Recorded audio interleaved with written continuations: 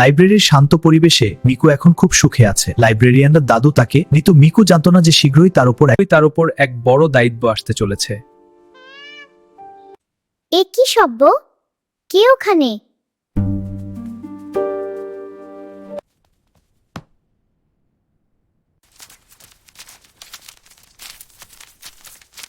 দল দুষ্টু ইন্দুর লাইব্রেরির সব দিক।